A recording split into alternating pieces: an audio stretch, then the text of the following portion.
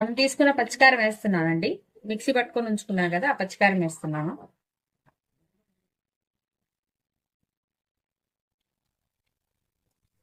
ఇప్పుడు కలిపుకుందామండి మొత్తం కూడా.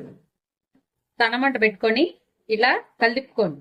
మీరు ఇట్లా స్మాష్ చేసి ఇలా కలుపుతుంటేనే మెత్తగా స్మాష్ అయిపోతుందండి. ఆ పచ్చికారం, మనం పచ్చిమిరపకాయలు వేసాం కొంచెం, ఆ పచ్చికారం ఉంటది కదండి, ఆ ఫ్లేవర్ పోవాలి. ఆ ఫ్లేవర్ పోయేదాకా, పచ్చివాసన పోయేదాకా అలా మగ్గబెట్టుకున్నాము అండి. మనం ఇప్పుడు ఒక పెద్దది ఉల్లిపాయ తరుక్కొని ఉంచుకోవాలండి. ఆ ఉల్లిపాయ తరుక్కున్నది దీంట్లో వేసుకోండి. ఉల్లిపాయ ముక్కలు వేసుకోండి, సన్నగా తరుక్కోవాలండి ఉల్లిపాయలు. అవి వేసేసుకోండి. ఇట్లానే 2 చిన్నులపాయలు చితక్కొట్టుకోండి. చితక్కొట్టుకొని వేసుకొని ఒకసారి కలుపుకోండి. ఇప్పుడు చిన్నులపాయ ఉల్లిపాయ వేసుకున్నాం కదండి, ఒక్కసారి పప్పు గుత్తుతో ఇట్లా చిదపండి. మొత్తం కూడా మంచిగా కలుస్తుందండి.